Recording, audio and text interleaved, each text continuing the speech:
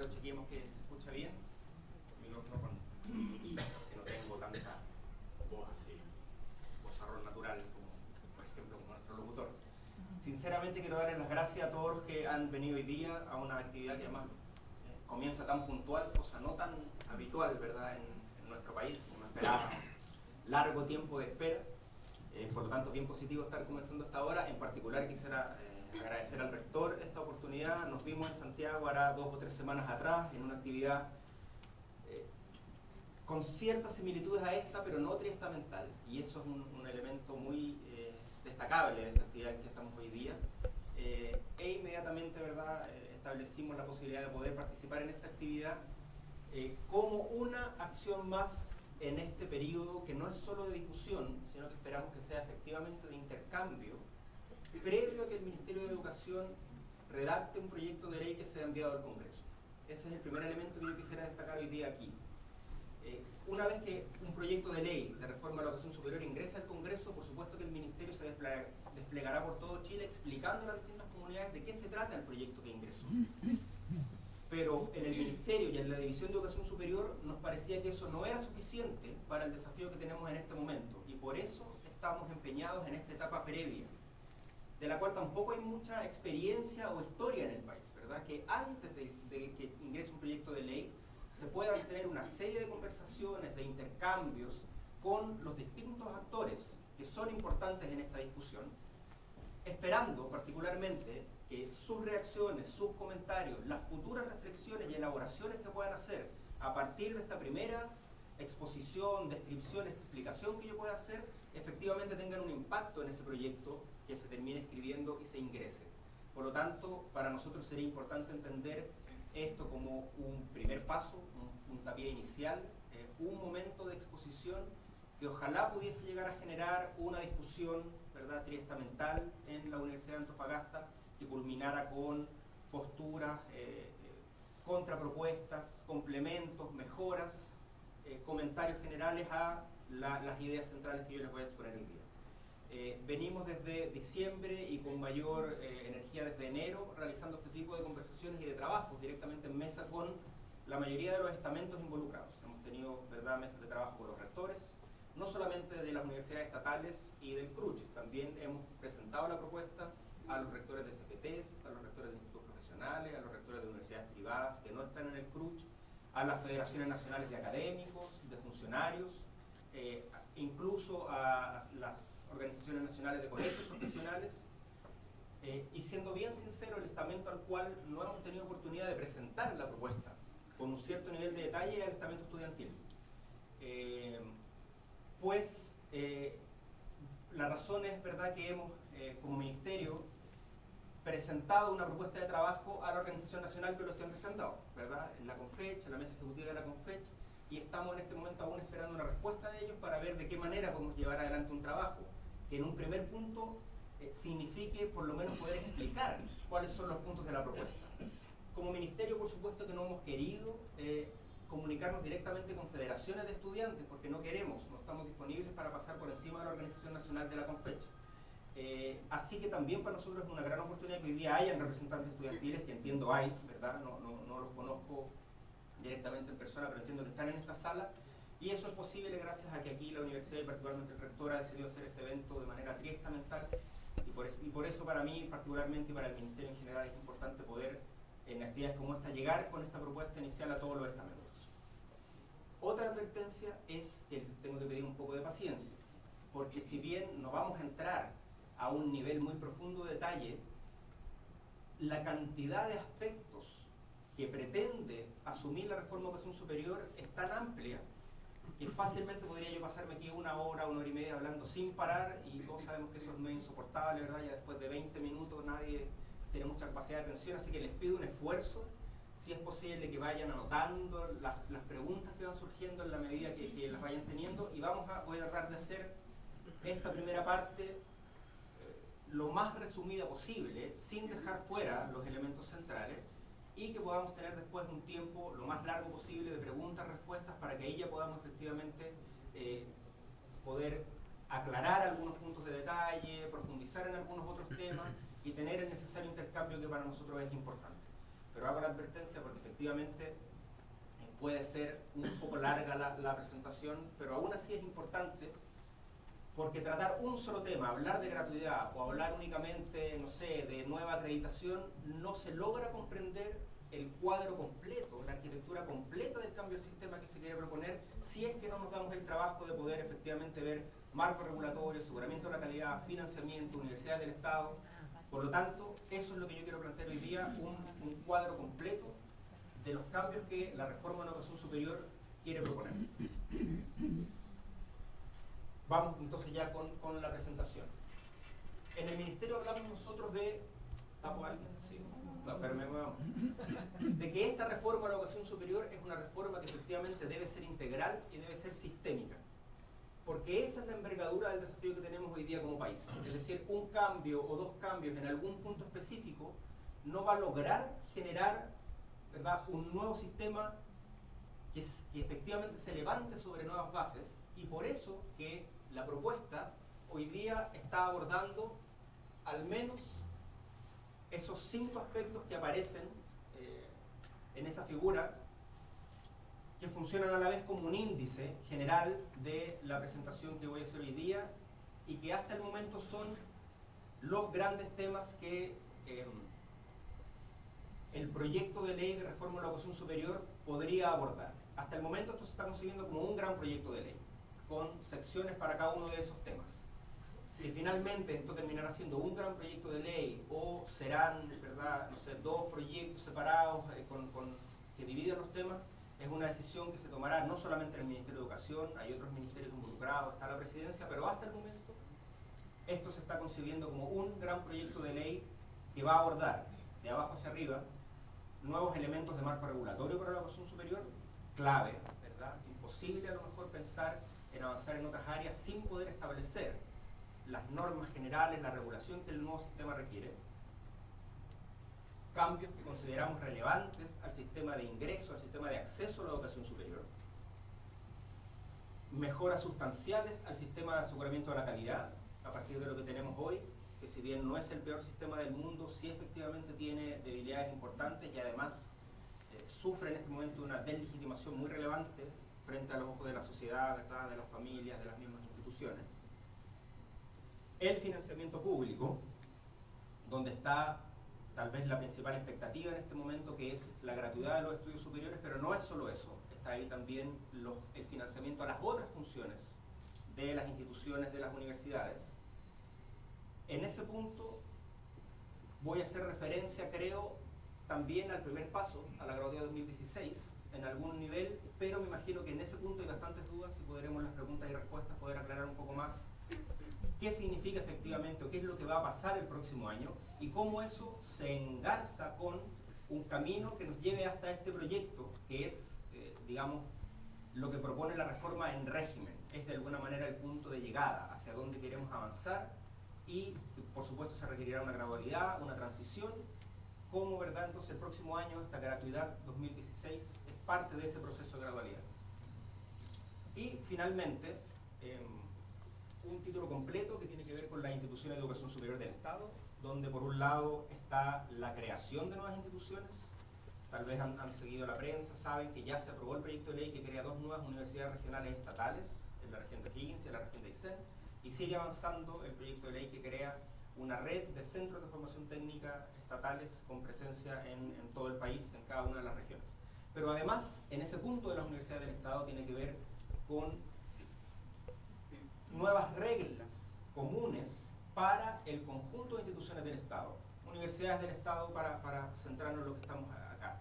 Y eso tiene que ver con un análisis de su régimen jurídico, por ejemplo, su relación con la Contraloría General de la República, pero también cuáles van a ser los elementos comunes de gobierno universitario que debemos establecer para este nuevo sistema, para esta nueva etapa, y que luego deban ser recogidos estos elementos comunes en cada uno de los estatutos de las universidades estatales. Como verán, dejé financiamiento y universidad del Estado para el final, para asegurarme que se van a tener que quedar acá hasta que lleguemos a ese punto, porque generalmente son los 2 temas que más importan, sobre todo en una universidad del Estado como esta. Luego, con las personas que me he contactado, puedo hacer llegar la presentación, entonces no es necesario que vean esto, pero es simplemente para que vean que en cada uno de estos puntos hay una serie de temas que son los cambios principales, y esto es como una especie de imagen panorámica, carta sinóptica de los principales cambios que la reforma va a proponer. Cuando tengo muy poco tiempo para la presentación, a veces me quedo en esta lámina y enunciamos uno por uno, pero como ahora tenemos algo más de tiempo, vamos entonces a entrar en cada uno de los aspectos con detalle. El primer gran punto, y partimos por acá porque nos parece el centro, la esencia, la principal esencia de esta reforma es efectivamente poder entonces determinar nuevos elementos, un nuevo marco de regulación para la educación superior en su conjunto. Los que ya llevamos una cierta cantidad de tiempo en esto, ¿verdad? Yo también fui dirigente estudiantil en 99, 2000, antes que la gratuidad, antes incluso que el fin del lucro, el diagnóstico compartido y la principal demanda era contra la desregulación del sistema.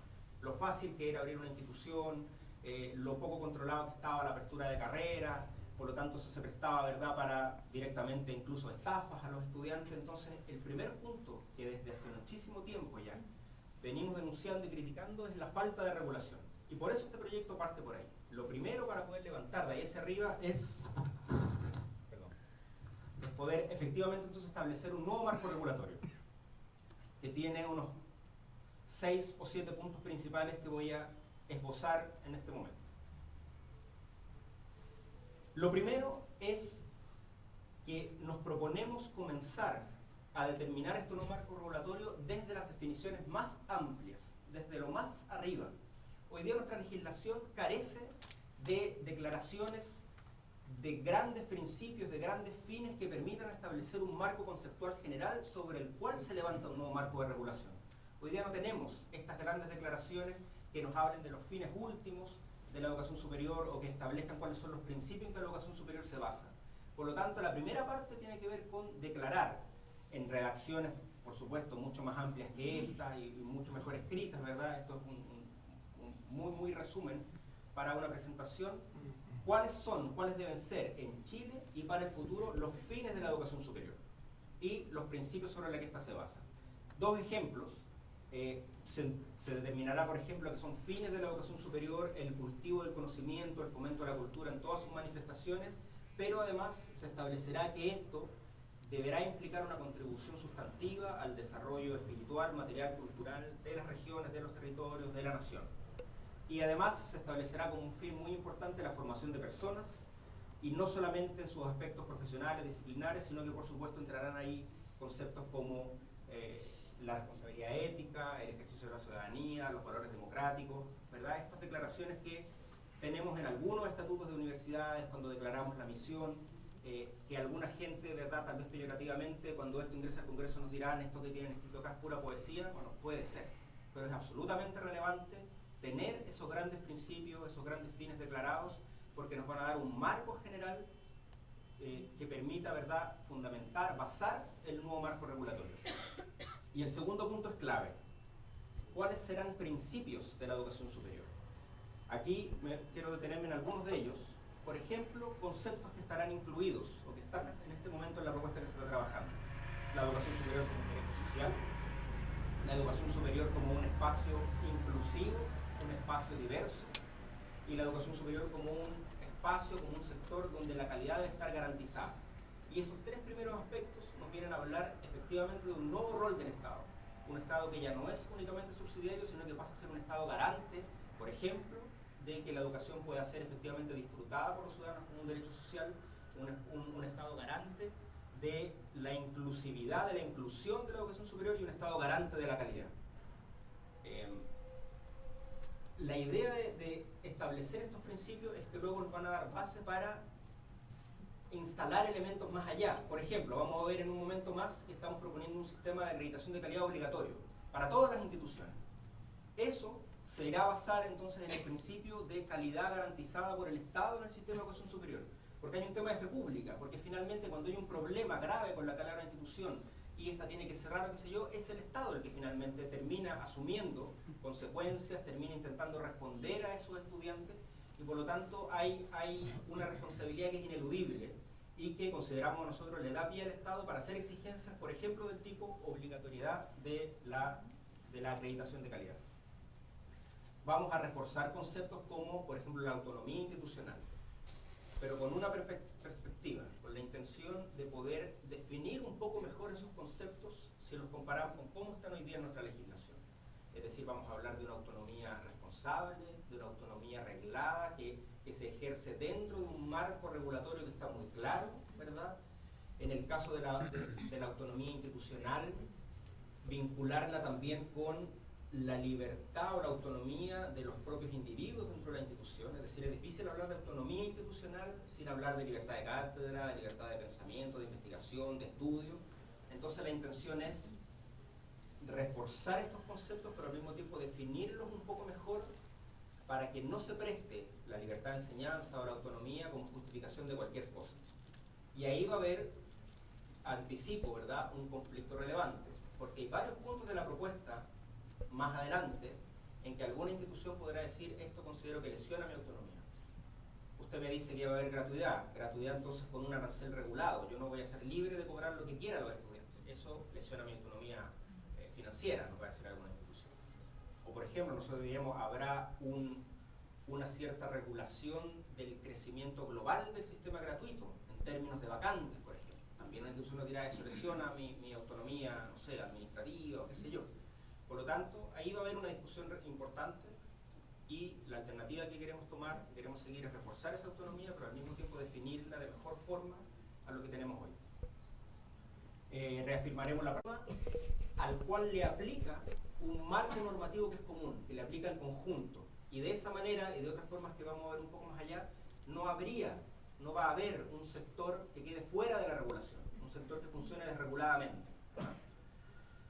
Y una cosa que es importante es que además se crearán en esta ley estructuras que reúnan a las instituciones y que entonces le den una expresión estructural a distintos anillos, a distintos grupos de instituciones en este sistema. De partida entonces una estructura que reúna a todas las instituciones reconocidas en Chile. Una conferencia, un foro de instituciones, ¿verdad?, chilenas que hoy día no existen. Hoy día no tenemos ninguna instancia que reúna a todas las instituciones del país. Con un capítulo universitario, un capítulo técnico profesional, ese sería el anillo más amplio. El anillo más pequeño, que estaría al centro, es lo que concebimos como una red estatal de educación superior, con las universidades del Estado, con los futuros CFTs del Estado, y donde efectivamente existan estímulos económicos, si es necesario, ¿verdad?, para generar efectivamente colaboración, intercambio, movilidad estudiantil, científica, académica, etc. En medio, y quiero plantear porque son las dudas que son dudas reales en este momento, en medio de esta red y esta conferencia o foro general, habrá un grupo de instituciones que son aquellas instituciones estatales y privadas que reciben recursos públicos, que son gratuitas, por ponerlo en términos sencillos. Son gratuitas en tanto cumplen ciertos requisitos y asumen ciertos compromisos. Una pregunta entonces ahí, una pregunta genuina, ¿verdad? Es, este grupo de instituciones que reciben financiamiento público también tendrán que tener una expresión estructural. La pregunta entonces es, ¿deberá crearse esa estructura y al mismo tiempo mantener el CRUCH como lo conocemos hoy? ¿O podría uno considerar que sea el CRUCH el que se amplíe hasta reunir a todas las instituciones que sean gratuitas, a todas las instituciones que reúnan o que reciban recursos públicos? Esa es una pregunta, ¿verdad?, real, se irá discutiendo con los distintos actores, pero lo importante es entonces que tendremos por ley, ustedes saben que hoy día por ley solo existe el CRUCH, el Consorcio de Universidades del Estado tiene otras personalidades jurídicas de otro rango, y por lo tanto la idea es por ley entonces crear al menos estos tres estructuras que puedan reunir a las distintas instituciones del país. Un tercer gran punto del nuevo marco regulatorio es lo que se conoce como un marco nacional de cualificaciones. No sé qué tan cercanos están a este concepto, pero es un concepto que se viene hablando, al menos en el mundo de la innovación curricular, del desarrollo docente hace una buena cantidad de años, ¿verdad? Básicamente, el Marco Nacional de Cualificaciones es un instrumento que tiene dos funciones centrales. Por un lado, tiene una función de diálogo entre el sector educación y el mundo del trabajo. Y eso es particularmente importante, por ejemplo, en el mundo técnico profesional. Pero para un país como el nuestro tiene también otra función central, que es un rol ordenador. Un rol ordenador de la cantidad y variedad que tenemos hoy día de certificaciones, títulos, grados, nombres de carrera. Ustedes saben, en el pregrado existen así como casi 13.000 nombres de carrera. Algunas de ellas como específicamente diseñadas para que uno no entienda muy bien de qué se supone que se trata esa carrera y más o menos a qué se parece. Entonces un marco de cualificaciones es básicamente una arquitectura de niveles. La propuesta que se está haciendo, que se está trabajando con varias personas externas al Ministerio de distintas instituciones, y se han hecho más jornadas de validación desde marzo hasta acá, es un esquema con 5 niveles. El primer nivel sería lo que conocemos hoy día como técnico nivel superior, típicas carreras de 2 años o de 5 semestres en algunos casos, clásicamente dictadas por centros de formación técnica, pero también tenemos varias universidades estatales también que dictan estos títulos de técnico nivel superior.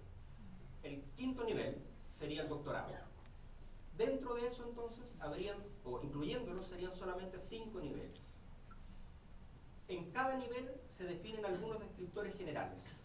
Se define, por ejemplo, resultados de aprendizaje muy genéricamente descritos que deben ser coherentes o deben describir lo que un egresado de un programa de ese nivel debiese saber, poder hacer, poder demostrar. No sé quiénes de ustedes han estado a lo mejor cercanos a discusiones de perfiles de egreso, por ejemplo. Esto es bastante más arriba que un perfil de egreso. Uno diría, tenemos estos grandes descriptores de nivel, de ese descriptor uno puede establecer o derivar esto que se llama metaperfiles, y luego vendrían los perfiles de egreso. Pero de todas maneras es un elemento que va ordenando. Para dar un ejemplo así muy sencillo, ¿verdad? E incompleto. Uno pudiese decir, en términos, por ejemplo, de investigación, un licenciado es típicamente una persona que maneja un lenguaje y la lógica en profundidad de una disciplina específica. Un magíster es una persona que tiene capacidad de investigación y que puede moverse en la frontera del conocimiento, entendiendo eso que puede a lo mejor leer literatura muy de punta y comprenderla, incorporarla en sus marcos. Y un doctorado es una persona que ya genera nuevo conocimiento, por ejemplo, ya un ejemplo, incompleto tal vez. Pero a ese nivel de generalidad estamos hablando. Luego, además, para cada nivel se establecerían rangos de carga de trabajo mínimos y máximos que las certificaciones, los programas en ese nivel debiesen cumplir. Eso significaría entonces que paulatinamente se podrían ir ordenando situaciones de ciertas carreras o programas que se supone entregan una certificación equivalente a una del lado, pero una es, no sé, diurna o vespertina, presencial por un tiempo, y la otra es 2 sábados al semestre con una serie de otras actividades. Entonces esas cuestiones se irían normando al momento de establecer este marco. Y lo otro que establece el marco son las trayectorias formativas automáticas o naturales, ¿verdad? Una certificación de este nivel te abre inmediatamente posibilidades de seguir entonces el nivel de más acá o el de allá, etc. Lo que tiene que ocurrir es que luego de establecido esta arquitectura general, las instituciones deben declarar y luego entregar evidencia que es así, a qué nivel del marco corresponden todas las certificaciones, los títulos logrados que entregan. Y de esa manera entonces empezamos a ordenar este sistema.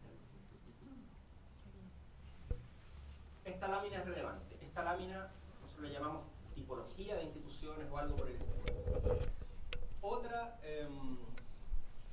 ausencia, no sé cómo decirlo, pero otro elemento que no está presente en nuestra legislación actual son definiciones sustantivas de lo que es o debe ser una universidad o una institución de educación superior en general. Hay una definición, pero que es totalmente funcional. Dice, una universidad es la institución que entrega grado académico y títulos profesionales. Punto.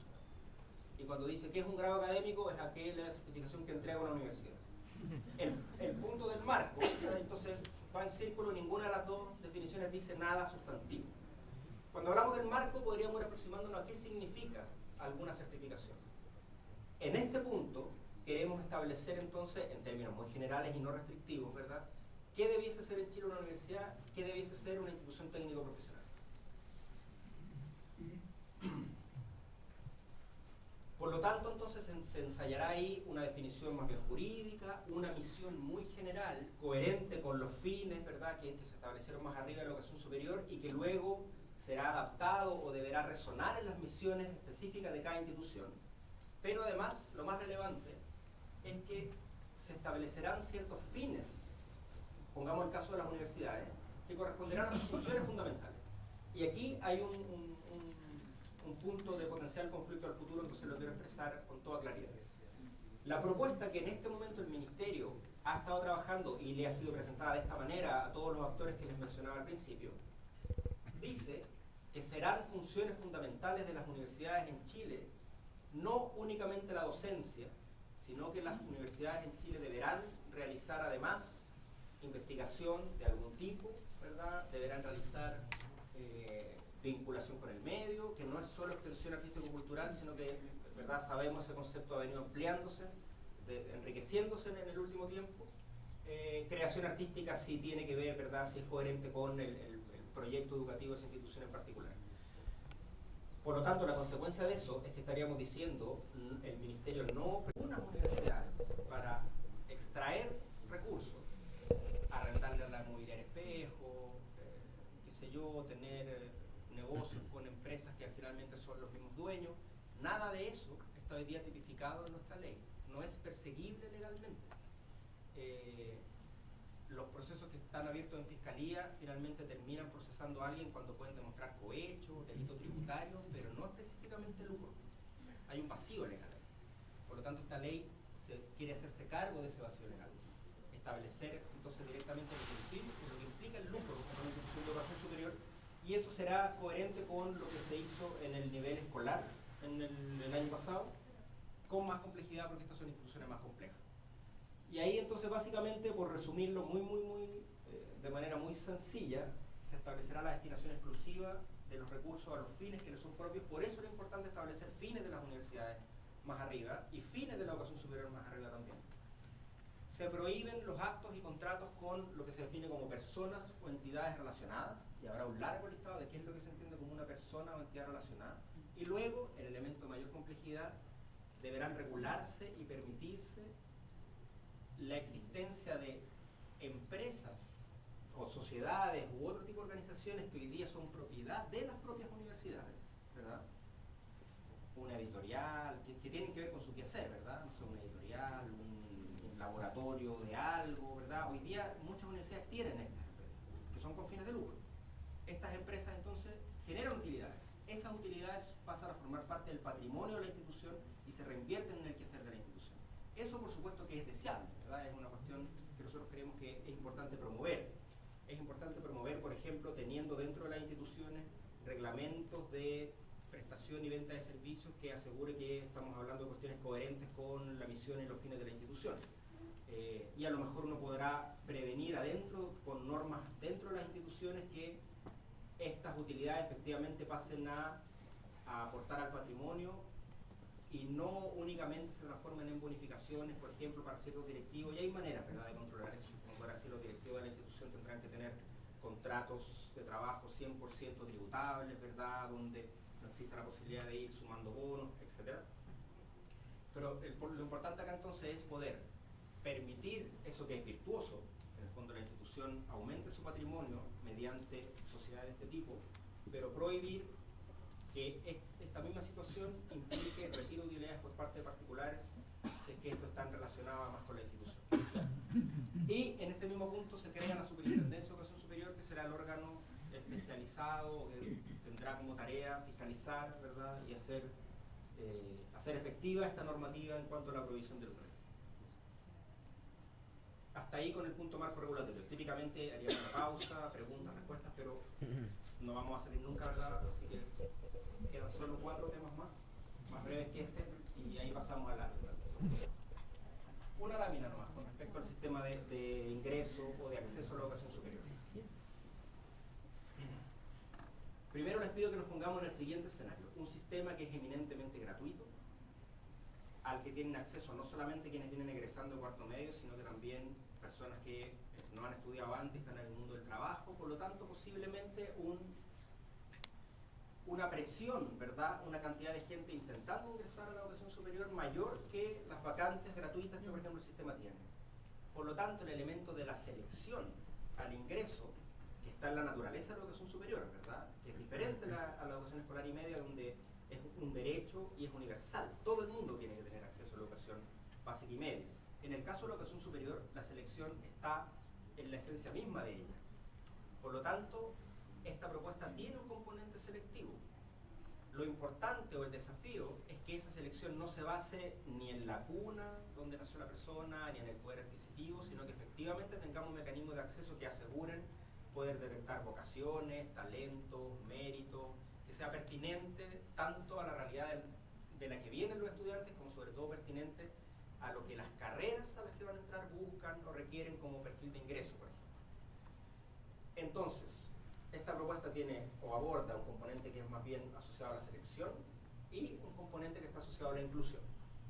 En la selección lo que se plantea es lo siguiente, que podamos concebir, llamémosle una batería, una serie de instrumentos de selección, donde tengamos pruebas estandarizadas que sean una mejora sustantiva de la PSU, pero tengamos otras alternativas también, que sigamos reflexionando el uso del ranking, que a lo mejor podamos adaptar algo que se conoce como reconocimiento de aprendizajes previos, donde por ejemplo una persona que proviene del mundo del trabajo o que proviene, por ejemplo, de la educación media técnico-profesional, por el hecho de haber tenido un cierto tipo de aprendizaje, ya sea en ese colegio o en el mundo del trabajo, lo pone por encima de otros postulantes para ciertas carreras, por ejemplo, que estén vinculadas con esos aprendizajes que tuvo en el mundo del trabajo. Ojalá podamos tener instrumentos que efectivamente logren detectar vocaciones. Podrán haber en algunas carreras o disciplinas pruebas especiales por las características específicas de esas carreras. Entonces, una batería con 4 o 5 tipos de instrumentos. La propuesta es que cada institución, en el uso de su autonomía, decida para sus carreras cómo combina, cómo pondera estos distintos instrumentos. Libremente, incluso. Se pondrá de acuerdo a lo mejor con sus pares, qué sé yo, en el CRUCH, o habrá alguna escuela, no sé, de kinesiología que dirá, mira, hay un acuerdo en todas las escuelas de kinesiología de Chile que hay ciertos parámetros. En el uso de su autonomía podrá también ponerse de acuerdo con otros, pero desde el Ministerio hasta el momento nosotros no estamos promoviendo que exista un criterio mínimo, un puntaje PSU mínimo o qué sé yo. Cada institución entonces decide cómo pondera y combina, pero esa combinación y esa ponderación que hace la institución es conocida, es pública, es parte de la información completa que este sistema busca. Por eso es un sistema común de uso obligatorio. Entonces yo como estudiante accedo a un espacio virtual o qué sé yo y puedo saber lo que me pide en términos de instrumentos de selección, de plazos, de procedimientos, todas las instituciones que están reconocidas en Chile. Y no lo que ocurre hoy, que si quiero ir a alguna de las 33 que están en el sistema de EMRE, tengo un sistema con unas reglas de juego claras. Pero si quiero saber lo que me pide cualquiera otra de las más de 120 instituciones de Chile, tengo que ir una por una, ¿verdad? Ahora el sitio web es un poco más fácil, antes era efectivamente una por una, así dejando las patas en la calle, dándose la vuelta, lo que también se presta muchísimo a el ofertón, a no busque más, matricúlese acá y le regalo, o sea, este elemento, junto a muchos otros de la propuesta, intenta ir eliminando, ¿verdad?, esos elementos de mercado de la educación que están tan instalados y tan, ¿verdad?, ya incluso hasta en la médula de algunos de los actores en el sistema, y que por lo tanto hacen que muchos de estos cambios parezcan contraculturales y sean incluso más difíciles de instalar. Eso con respecto a la selección. Equilibra a esto un componente que tiene que ver con inclusión y que es coherente con el principio, ¿verdad?, de la educación superior como un espacio que asegura inclusividad, equidad, diversidad. Y lo que estamos planteando directamente ahí, entonces, que las instituciones que participen del sistema, o al menos aquellas que sean gratuitas, tendrán entonces que implementar políticas de acción afirmativa expresadas de alguna manera, bonificaciones de los contagios, cupos especiales, para permitir el acceso a las instituciones de educación superior de estudiantes que provienen de grupos históricamente discriminados, vulnerados, con menos representación.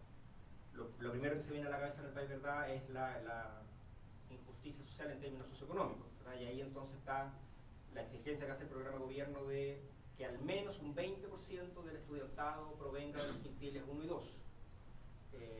Y la primera herramienta para ir cumpliendo eso es el PASE, ¿verdad?, el programa de acceso efectivo a la educación superior, y esta universidad es parte de ello. Pero eso puede extenderse bastante más allá. Pueblos originarios, políticas de género en algunas carreras específicas, estudiantes en situación de discapacidad. O sea, no es solamente, en el mediano plazo, no estamos hablando solamente de de una discriminación positiva en términos socioeconómicos. Y esto es importante, me permiten un paréntesis destacar, esto no se hace como una especie de favor a esos estudiantes que dejo entrar, ¿verdad? Nosotros en el Ministerio estamos absolutamente convencidos que un ambiente universitario diverso favorece el aprendizaje del conjunto de la comunidad. En un momento fundamental del desarrollo personal, ¿verdad? Donde yo vengo, tal vez por primera vez en algunos casos saliendo de mi casa, con muchos prejuicios, es un momento en donde efectivamente todos los prejuicios que traigo pueden o no, dependiendo, ¿verdad?, de qué tan diversa es mi institución, ser cuestionados, ¿verdad? Y efectivamente estar en un ambiente diverso favorece aprendizaje más complejo, favorece la formación de valores democráticos, por lo tanto no es un favor a esos estudiantes que dejo entrar, sino que es un beneficio para la comunidad completa. Y esto, como ya decía el rector, ¿verdad?, en sus palabras al inicio, no es solamente dejarlos entrar, sino que también es establecer soporte institucional, y esa es la responsabilidad de las instituciones, soporte institucional para intentar que estos estudiantes efectivamente permanezcan y tengan éxito académico. Y ahí ya estamos hablando de tutorías, de nivelaciones, de reforzamiento, de centros de aprendizaje, de apoyo al aprendizaje. Por lo tanto, entonces, esta segunda parte de la propuesta de ingreso, de acceso, tiene que ver con inclusión, tanto en el acceso como con soportes de acompañamiento, enfocados en los 2 primeros años, por ejemplo, de parte de la universidad. Ya. Tercer gran punto de la propuesta, sistema de aseguramiento de la calidad, la famosa acreditación. Nos vamos a saltar y ustedes ven, yo casi no hablé nada de contextos, diagnósticos, tenemos, yo creo que matices más, matices menos, hay ciertos elementos que son puestos en común ya. Y sabemos que tenemos un desafío acá, no solo por mejorar, sino que por recuperar la confianza de la sociedad en su conjunto con nuestros sistemas de aseguramiento de la calidad. Esta lámina expresa o resume los principales cambios que estamos proponiendo. Primero, una acreditación de calidad que es obligatoria. Ustedes saben que hoy día es un sistema voluntario, algunas instituciones nunca se presentan al sistema, y por lo tanto el primer cambio es ese, que sea un sistema obligatorio. Un sistema obligatorio que primero establece la idea de un umbral de calidad bajo el cual ninguna institución debiese poder funcionar. Y un umbral de calidad que tendrá que estar determinado, finalmente tiene que concretarse en algo así como un listado de indicadores clave, 10, 12, 15 indicadores clave, ¿verdad?, que serán monitoreados permanentemente para todas las instituciones. Voy a pasar esto, me voy a volver a esta lámina un momento. Un umbral, está la línea punteada verde que está aquí. Sobre ese umbral, el sistema completo además está, el cambio completo está intentando instalar la idea además de poder establecer no solamente criterios que hoy día existen, indicadores de calidad que hoy día existen, sino también estándares para algunos de esos indicadores, extendiendo estándar como una medida concreta, conocida, transparente, pública, de lo que podríamos entender como calidad, que también tiene riesgo, pero voy a dar un puro ejemplo, no será el mejor, pero un ejemplo. Por ejemplo, tasa de profesores jornada completa partido por el total del profesorado de una institución. Hoy día ese es un indicador que ocupa la Comisión Nacional de Acreditación. Y cada institución tiene números distintos, desde el 90%, que sea hasta el 15%, pero no hay una cifra en que uno diga, mira, bajo esto, entonces esa es una universidad que ya no estamos considerando de calidad en Chile. No sé, no hay ese número. Entonces la idea es, en estos 10, 12, 15 indicadores clave, poder establecer, no en la ley, por supuesto, porque ese es un número que nosotros tenemos que seguir revisando y ojalá aumentando en el tiempo, ¿verdad? Pero establecer entonces ahí medidas concretas, cifras, donde sea posible, ¿verdad?, para que uno diga, sobre esto es posible funcionar en Chile y bajo esto no, bajo esto algo pasa con esa institución. Sobre el umbral, entonces se están proponiendo un sistema con niveles. Por favor, tomen estos números de años como absolutamente una propuesta abierta, ¿verdad? Bueno, en general la propuesta, si estamos haciendo esto acá, es para que se pueda ver impactada por lo que ustedes después puedan decir, comentar, complementar o derechamente contraproponer. Sobre entonces este umbral, 4 niveles. 3 de ellos donde la institución tiene niveles totalmente satisfactorios, ¿verdad? Funciona con bastante libertad y la agencia de calidad, que es lo que estamos proponiendo sea la evolución de la Comisión Nacional de Acreditación, la CNA, básicamente realiza un monitoreo para todas las instituciones, periódicamente, digamos anualmente, se vuelve a monitorear el umbral de calidad para poder saber si está pasando algo extraño con esa institución o no. Pero son instituciones que funcionan con bastante libertad. Un nivel inmediatamente sobre el umbral, que podríamos entender como una institución que cumple con los indicadores de umbral, pero presenta resultados muy deficientes en otros indicadores del panel completo. Esperamos que esta sea una categoría que a lo mejor deje de existir en algún momento. Pero mirando un poco la realidad que tenemos hoy día en el país, recuerden que esta propuesta siempre es para todo el sistema, CFT, IPE, universidades. Consideramos que es un nivel que va a tener instituciones habitándolo en un primer momento en que esto parta. Además está concebido como un nivel transitorio en el sentido que una institución no puede hacer toda su vida ahí.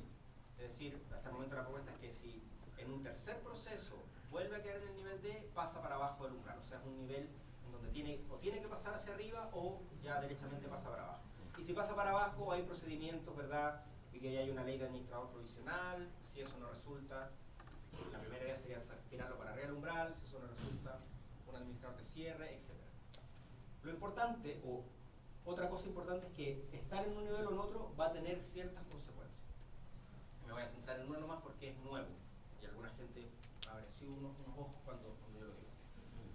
La propuesta es que la posibilidad de crecer en términos de matrícula, de vacantes de una institución, esté relacionada con el nivel de calidad que ha obtenido en el proceso de acreditación. Es decir, que no sean las instituciones de calidad más dudosa las que aumenten 30, 40, 50, 80% su tamaño de repente de un año para otro, como lamentablemente ya ocurrió.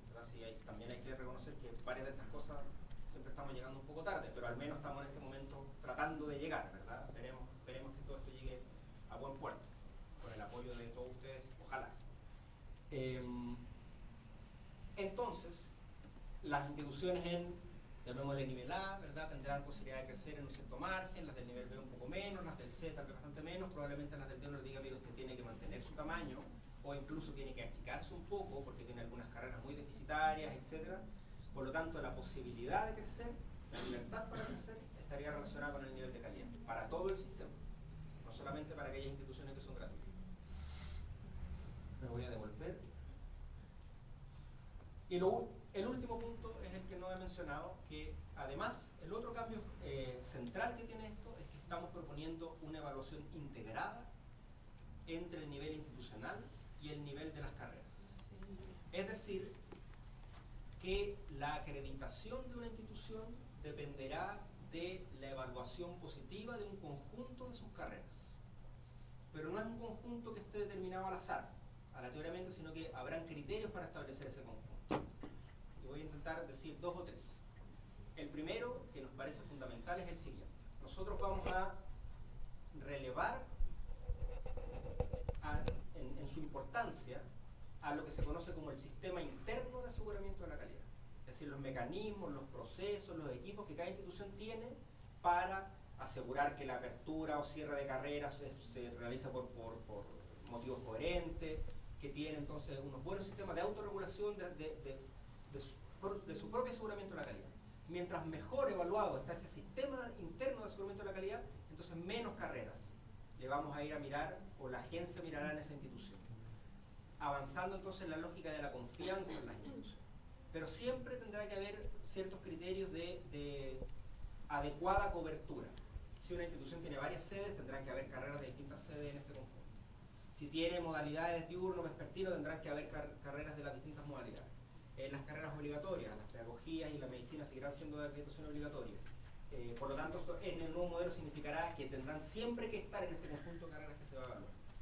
Las carreras nuevas que haya abierto la institución desde el último periodo de acreditación hasta este momento de acreditación también entran en este conjunto. Entonces, de esa forma se genera un grupo de carreras que se van a evaluar en profundidad y junto con otros indicadores institucionales, ¿verdad? Todo ese conjunto dará la acreditación de la institución. Y se entenderá que si una institución está acreditada, el conjunto de sus carreras está acreditado. Ese es un cambio importante a lo que tenemos hoy día. pero todos ustedes saben lo que ocurre dentro, o sea, tiene elementos positivos, ¿verdad? Cuando uno a carrera se acredita y la autoevaluación tiene elementos muy positivos. La idea es no perder eso justamente con esta idea del grupo de carrera. El grupo de carrera además no se va a avisar un día antes, pero tampoco se va a avisar un año antes, entonces de alguna manera la institución tendrá que ir manteniendo un cierto trabajo en el conjunto de su carrera. Pero tiene una consecuencia central, no sé si tan central, pero que va a generar conflicto tal vez. Y es que la acreditación de carreras de pregrado como un objetivo en sí mismo desaparece, porque ya es un proceso integrado. Y este proceso integrado lo lleva adelante la agencia pública de calidad, que tendrá que será la evolución de la CNA y que tendrá que tener las capacidades, el personal permanente, los recursos para hacerlo. Por lo tanto, el espacio de acción de las agencias privadas de acreditación se reduce o desaparece.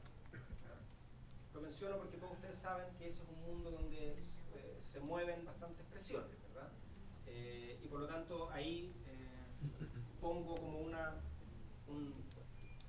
alfiler y una alerta, ¿verdad? Para que, llegado el momento, quienes de ustedes crean que esta es una propuesta que es coherente, que en realidad la presencia de agencias acreditadoras privadas ha traído, ¿verdad?, ciertas contradicciones, por decirlo de una manera suave al sistema, estén también detrás de esta parte de la propuesta. Lo último con respecto a calidad es que nos van a llegar a preguntar, bueno, pero ¿qué es calidad? ¿Cómo definen calidad, verdad? Nosotros no pretendemos necesariamente hacer acá una definición de la calidad, o habrá una definición bastante operacional también. Diremos, mira, van a ser estándares y cumplir con esos estándares significa calidad.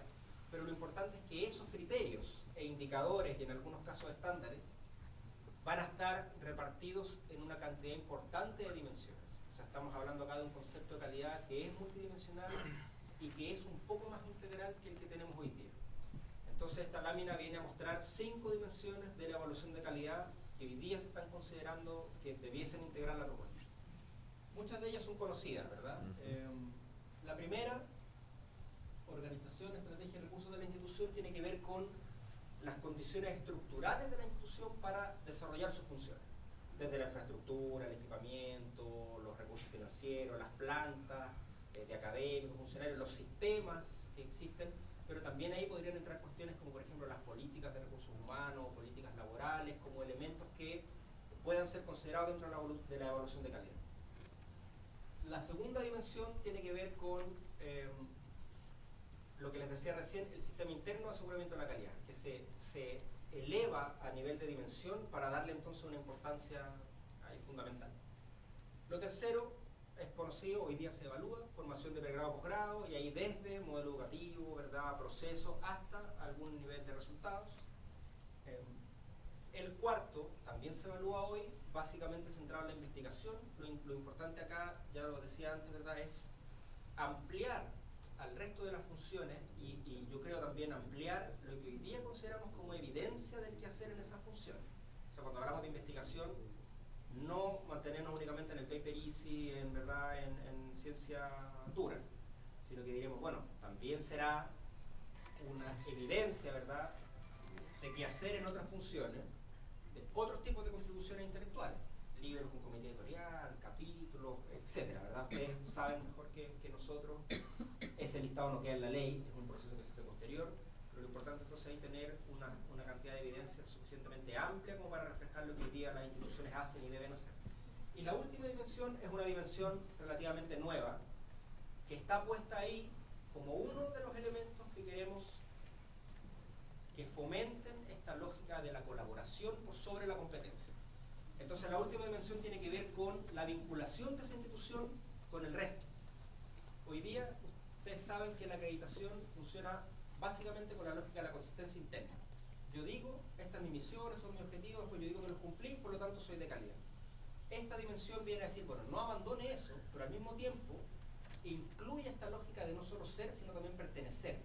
Entonces la manera en que la institución se vincula con otras universidades, con otras instituciones de educación superior, estatales, por ejemplo la red estatal, u otras, cómo se vincula con otros niveles, con la enseñanza media, con a lo mejor con las instituciones que entregan títulos técnicos, pero también cómo se vincula con su medio, con su territorio, con la empresa pública, con, no sé, con los municipios, con socios comunitarios, en proyectos específicos, ¿verdad? Todos ustedes saben las distintas cosas que las universidades van realizando en esta dimensión. La idea es que queden valoradas dentro de la acreditación de calidad, y todos sabemos que cuando estas cosas empiezan a ser tomadas en cuenta, ya sea en el financiamiento, ya sea en la acreditación, empiezan o recuperan su importancia dentro de la institución, ¿verdad? Por lo tanto, esa es una dimensión nueva y que nos importa. Me quise detener un poco ahí porque es una de las muestras de que queremos avanzar efectivamente hacia la colaboración en el centro del sistema por sobre la competencia. Y nos vamos acercando ya a los últimos puntos. ¿Cómo están? ¿Muy cansados? ¿Cómo dejarlos aquí?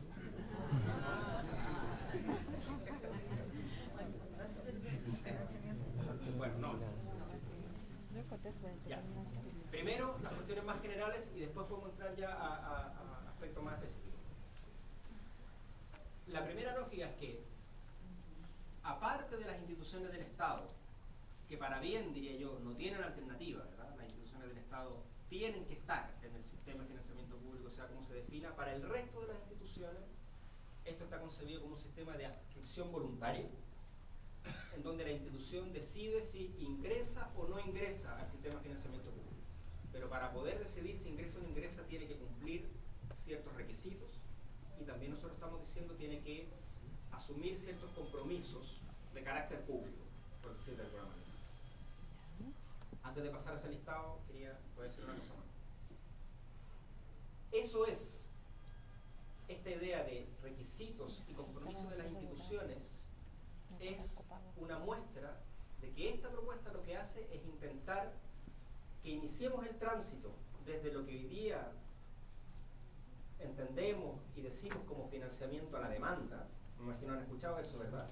Versus financiamiento a la oferta.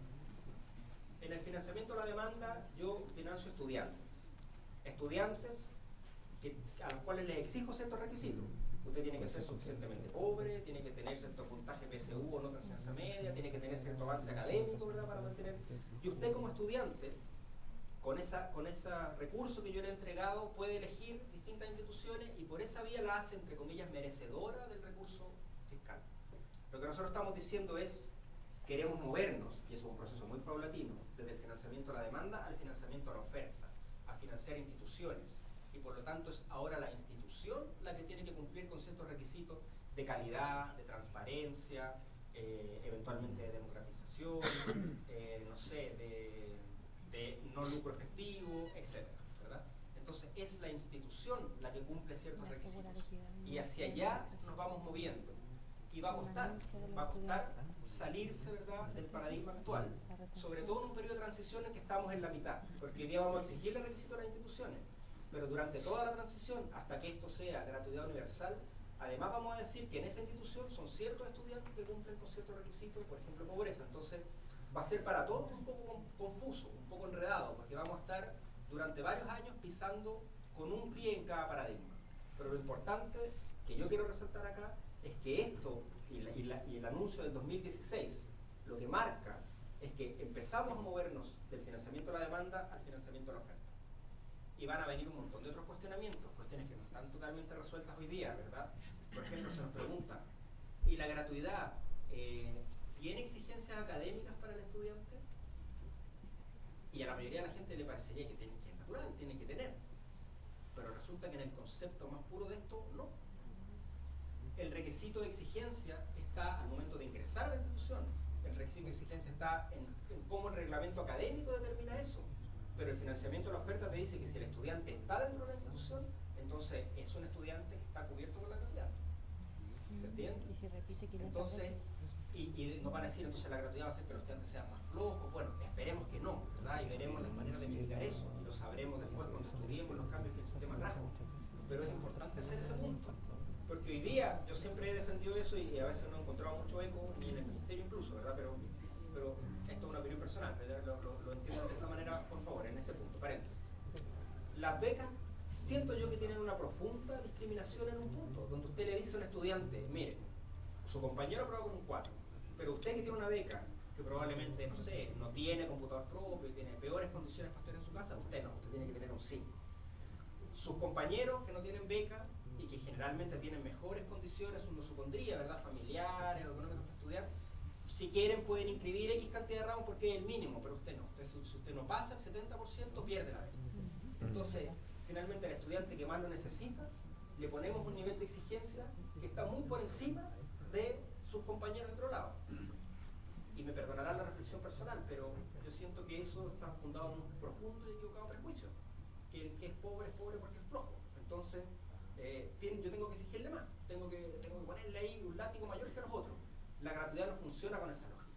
Las exigencias, que tienen que ser altas, ¿verdad?, tendrán que ser colocadas por las propias instituciones. Y eso nos va a exigir a todos, ¿verdad?, salirnos un poco de la caja en que hemos vivido tantos años, pensar esto de otra manera, y tener bastante comprensión y apertura para los pasos que tenemos que seguir dando adelante. Me perdonan el paréntesis. Volviendo a esto. ¿Cuáles podrán ser entonces esos requisitos, esos compromisos que las instituciones tendrán que cumplir para poder optar a la gratuidad? Bueno, tal como el otro recuadro que tenía la línea punteada, esto que está acá es un ejemplo. Es para ustedes mostrarle por dónde han ido las discusiones, ¿verdad? Este listado, en función de también lo que ustedes opinen y las conversaciones que sigan, tendrá una forma final, entrará al Parlamento, se discutirá uno por uno, veremos cómo sale el Parlamento, etc. Pero más o menos los temas que se han mencionado hasta el momento son los que están acá. Por supuesto, ser sin fines de lucro, no declarar que no lucran, ¿verdad? Que yo le creo a muchas instituciones que me dicen yo no lucro, bueno, pero aquí hay que estar constituido con una persona jurídica donde no hay la potencialidad del lucro, ¿verdad? Luego hay ciertas condiciones ya más específicas de la gratuidad misma, que ahí dice aceptar las condiciones de la gratuidad. Esto significa que la gratuidad funciona como un arancel regulado, ¿verdad? Por lo tanto, yo acepto ese arancel regulado y no puedo cobrarle a los estudiantes que están cubiertos por la gratuidad ningún tipo de copago. O sea, yo no puedo aceptar a los estudiantes, pero igual les voy a cobrar 50 luquitas más. No, tampoco, como nos han preguntado algunos rectores de algunas universidades privadas, ¿puedo tener una sede gratuita y en la otra cobrar? No. ¿Puedo tener algunas carreras gratuitas y en la otra no? No, porque pero que se trata acá es que la institución entra a la gratuidad. Entonces, se ríen ustedes, pero nos preguntaron. No vamos a develar. Entonces, es la institución la que ingresa. Y por lo tanto, entonces, se aceptan una serie de condiciones que tienen que ver con el no copago efectivo, etc. Luego hay compromisos de otro tipo. Lo que ya hablábamos un poco al hablar de acceso, comprometerse a tener mecanismos para asegurar equidad y diversidad en acceso y permanencia de los estudiantes. Ya les mencionaba, ¿verdad? Hay una primera cuestión que habla del 20% del estudiantado proveniente de los quintiles 1 y 2. Si uno mira las instituciones estatales, hoy día prácticamente todas, la gran mayoría, ya lo cumple, digamos, en el estudiantado completo. El programa de gobierno dice en cada una de las carreras. Ya, nosotros creemos que incluso pesquisar eso es bastante complicado, pero junto con ustedes como institución iremos aterrizando eso, ¿verdad? A nivel de campus primero, a nivel de facultades, iremos viendo justamente también para evitar que no hayan como guetos o carreras donde se concentran los que tienen mayores recursos, carreras donde se concentran los estudiantes de menores ingresos. Entonces, primero lo miraremos a nivel de la institución, pero iremos después bajando de nivel. Pero esa es la primera etapa, ¿verdad? Yo les digo, en algún momento esto podrá incluir una mejor política de pueblos originarios, estudiantes en situación de discapacidad, etc. Entonces la institución se compromete a tener mecanismos de inclusividad que incluyen vías de acceso y soporte institucional, acompañamiento para que estos estudiantes permanezcan. Luego, cuestiones de transparencia, ¿verdad? Al menos lo que está puesto ahí, estamos hablando de transparencia activa. Ustedes saben que nosotros como instituciones del Estado, yo vengo de la Universidad de Chile, pero el Ministerio también, como servicio público, estamos dentro de la ley de transparencia. Eso es transparencia activa y pasiva. Al menos se está pensando, ¿verdad?, en transparencia activa, que es que la institución publica una serie de su información regularmente, etc. Y una cosa ya como económica, habrá que ver si se incluyen otras más, pero al menos, ¿verdad?, se está hablando de que el elemento de propiedad, es decir, qué tan dueño de sus propios inmuebles es la institución, también tiene que ser un tema relevante, ¿verdad? Porque en la ley de inclusión del nivel escolar se exigió el 100%, que los colegios fueran dueños del 100% de sus inmuebles. Una universidad, ¿verdad?, es una institución más compleja. Uno puede pensar que habrán oficinas, a lo mejor algún centro de investigación, que podrán estar en alguna lógica de arriendo, pero de todas maneras hay que establecer un porcentaje, ¿verdad?, que asegure, por un lado, que la institución tiene un patrimonio que le permite responder con sus compromisos académicos, junto con la legislación del lucro, evitamos esta lógica del autoarriendo y esas cosas que sabemos que han ocurrido en Chile. Voy a detenerme en una cosa, que no lo hice antes.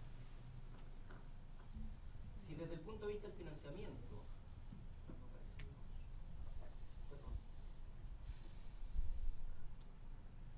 desde el punto de vista del financiamiento, podemos imaginarnos que terminaremos en algún momento con tres tipos de instituciones: las instituciones estatales, las instituciones de educación superior que son privadas pero reciben aporte público, y un sector que esperemos sea minoritario, pero que podría existir, de instituciones privadas que deciden mantenerse fuera del sistema de financiamiento público.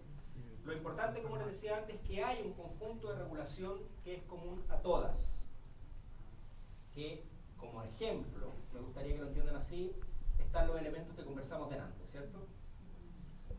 Pero además hay otro piso de exigencia, de regulación, de requisito de compromiso, que aplica entonces al conjunto de instituciones que reciben financiamiento público y que por lo tanto son gratuitas.